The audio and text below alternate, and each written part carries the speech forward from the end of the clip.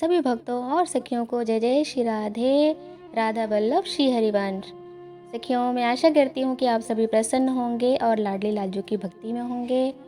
आप हमें कमेंट नहीं करते हैं।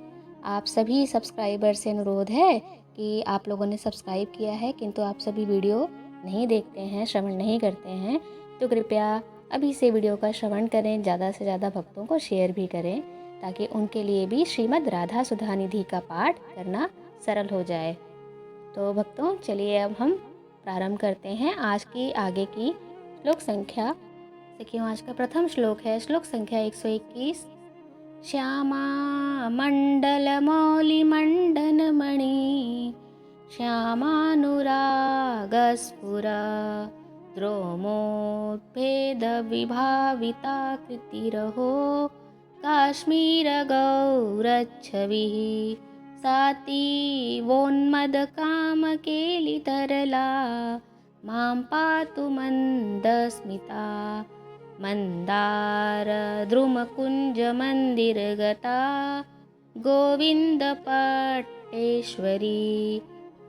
व्याख्या है, अहो श्यामाओं अर्थात 16 वर्ष वाली युवतियों के मंडल की शिरोभूषण मणि श्याम सुंदर के अनुराग से स्फुरित हो रहे रोमांचों द्वारा विभावित अर्थात पहचाने जाने वाली आकृति वाली केसर के समान गौर कांति वाली अत्यंत उन्मत्त प्रेम केली से चंचल बनी हुई मंद मुस्कान वाली तथा कल्पतरु के निकुंज मंदिर में विराजमान हे श्री गोविंद की पट्टेश्वरी अर्थात स्वामिनी श्री राधा मेरी रक्षा करें। सखियों, श्लोक संख्या 122 है। उपास्य चरणाम्बुजे व्रजभृतां किशोरी गणैर् महद्भिरपि पुरुषैर् परिभाव्य भावोत्सवे अगाध रसधामनि स्वपद पद्म सेवा विधौ विदेहि मधुरोज्ज्वला मधिकृति ममाधीश्वरी। अर्थात इसकी व्याख्या है, हे व्रजपालकों की किशोरी, गणों द्वारा उपासनीय चरण कमलों वाली महान पुरुषों से भी अज्ञेय अर्थात न जान सकने वाले भावोत्सव वाली हे श्री स्वामिनी, अगाध रस के सदन आपके चरण कमलों की सेवा विधि में मुझको मधुर उज्ज्वल रस पूर्ण अधिकार प्रदान करो। श्लोक संख्या 123 है।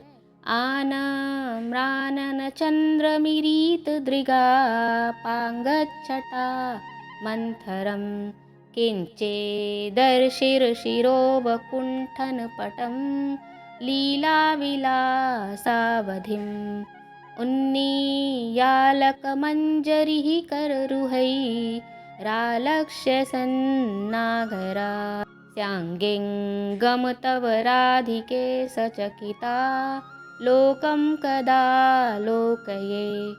व्याख्या है, हे श्री राधे, अपने नागर शिरोमणि के अंग में अंग समाया हुआ देखकर अंगुलियों से अपने बालों की लटों को उठाते हुए आपकी विस्मयपूर्ण चितवन को मैं कब देखूंगी, जिस चितवन में मुखचंद्र कुछ झुका हुआ है, जो संचालित कटाक्ष की छटा से कुछ शिथिल बनी हुई है और जिस पर सिर का घूंघट थोड़ा सा ही है और जो लीलापूर्ण विलास की अवधि है, ऐसी कल्पना की गई है हिस सजनीजू के द्वारा। श्लोक संख्या 124 है। राका चंद्रो वराको यदनुपम रसानंद कंदानवेन्दोस् तादृक् चंद्रिकायापि किमपि कलामात्रकस्याणुतोऽपि यस्याः क्षोणाधर श्रीविधृत नव सुधा माधुरी सार सिंधुः साराधा काम बाधा विधुर मधुपति प्राणदा प्रियताम्नः। अर्थात इसकी व्याख्या है, भक्तों, कि महाप्रेम रूपी अनंग काम बाधा से व्याकुल मधुसूदन को प्राणदान देने वाली प्यारी श्री राधा हम पर प्रसन्न हो, जिनके अनुपम रसानंद के मूल रूप मुखचंद्र की उस अनिर्वचनीय प्रकार की चंद्रिका चांदनी के किसी छोटे से कण मात्र से भी पूर्णिमा का चंद्र तुच्छ है। तथा जिनके लाल अधरों की शोभा नवीन सुधा माधुरी सार के सिंधु को धारण किए हुए हैं। सखियों, श्लोक संख्या 125 का गायन करते हैं। राकानेक विचित्र चंद्र उदित प्रेमामृत ज्योतिषां वीचिभिः परिपूरयेद् गणित ब्रह्माण्डकोटिं यदि वृन्दारण्यनिकुञ्जसीमनि तदा भासः परं लक्ष्यते भावेनैव यदा तदैव तुलये राधे तव श्रीमुखम्। इसकी व्याख्या है कि यदि पूर्णिमा के अनेक विचित्र चंद्रमा उदय होकर असंख्य ब्रह्मांड समूहों को प्रेम रूपी अमृत की किरणों से भर देते हैं और मैं श्री वृंदावन के उद्यान की सीमा में उनके विचित्र चंद्रमाओं के परम प्रतिबिंब की कल्पना करता हूँ श्री राधे, तभी आपके श्रीमुख की तुलना उनके श्रीमुख से करना संभव है। भक्तों, श्लोक संख्या 126 है।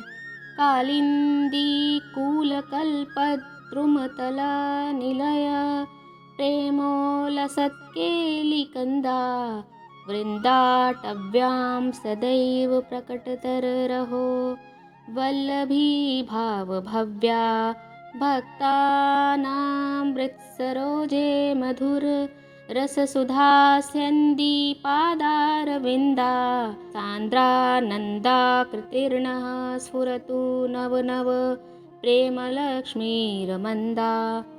अर्थात इसकी व्याख्या है, श्री यमुना के तट पर कल्प वृक्ष के नीचे निवास करने पर क्रीड़ा का मूल रूप सबसे अच्छा लगता है। भक्तों के हृदय में मधुर अमृत का स्राव करने वाले चरण कमलों वाली तीव्र आनंद की मूर्ति, ऐसी कभी न मिटने वाली नित्य नवीन प्रेम लक्ष्मी अर्थात श्री राधा प्रेम की सुंदरता हमारे मन में प्रकाशित हो, ऐसी कामना की गई है। श्लोक संख्या 127 है।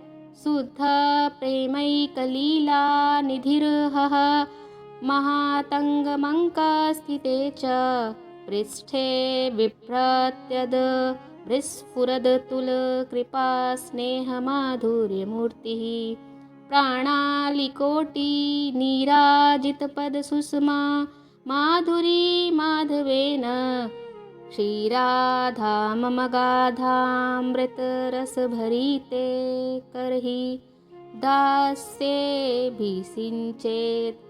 अर्थात व्याख्या है, शुद्ध प्रेम कर्मों के एकमात्र स्रोत अतुलनीय कृपा स्नेह और माधुर्य की मूर्ति जो सबसे प्रचुर रूप में प्रकट होती हैं और जिनके चरणों की पूजा श्री श्याम सुंदर ने अपने लाखों आत्माओं से की है, आप मुझे अपनी अमृत से भरी हुई दासी का पद कब प्रदान करेंगी हे श्री राधे, ऐसी कामना की गई है।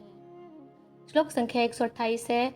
वृन्दारण्यनिकुञ्जसीमसु सदा स्वानङ्गरङ्गोत्सवैर्माद्य तद्भुतमाधवाधरसुधा माध्वीकसंस्वादनैः गोविन्दप्रियवर्गदुर्गमसखी वृन्दैरनालक्षिता दास्यं दास्यति मे कदा नु कृपया वृंदावनाधीश्वरी। व्याख्या है, श्री वृंदावन के निकुंज प्रदेश में अपने प्रेम विलासोत्सव से पूर्ण माधव की अद्भुत अधर सुधा की माधुरी के आस्वादन से मत बनी हुई और श्री गोविंद के प्रिय भक्त वर्ग के लिए भी दुर्गम गोपी समूह से न देखी गई श्री वृंदावनाधीश्वरी कृपा करके मुझे अपना दास्य कब देंगी अर्थात दास्य पद प्रदान कब करेंगी। भक्तों, श्लोक संख्या 129 है। मल्लीदामनिबद्ध चारुकबरं सिन्दूररेखोल्लसत् सीमन्तं नवरत्नचित्रतिलकं गण्डोल्लसत्कुण्डलं निष्कग्रीवमुदारहारमरुणं बिभ्रदुकूलं नवं विद्युत्कोटिनिभं स्मरोत्सवमयं राधाख्यमीक्षेमः। अर्थात इसकी व्याख्या है कि सुंदर केशों में मल्ली पुष्पों की माला, सिंदूर की रेखा से सुशोभित गर्दन, नए रत्नों से जड़ित विचित्र तिलक, माथे पर सुंदर कुंडलियाँ, गले में हार और लंबी माला, नए लाल वस्त्र पहने, लाखों बिजली की तरह चमकते हुए और प्रेम उत्सव में मैं तन्मय श्री राधा नामक तेज का दर्शन करूं, ऐसी कामना की गई है।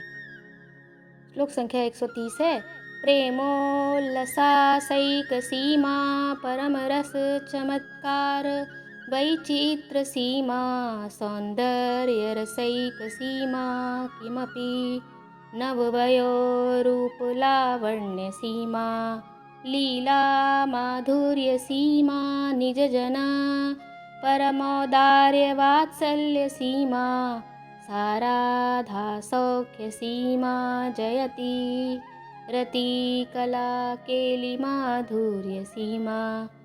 अर्थात इसकी व्याख्या है कि प्रेम के आनंद की एकमात्र सीमा, परम स्वाद की चमत्कारी विशिष्टता की सीमा, सौंदर्य की एकमात्र सीमा, एक अवर्णनीय नई स्थिति की सीमा, रूप और सौंदर्य की सीमा, चंचल मधुरता की सीमा और क्रीड़ा के माधुर्य की सीमा, श्री राधा रानी की जय हो।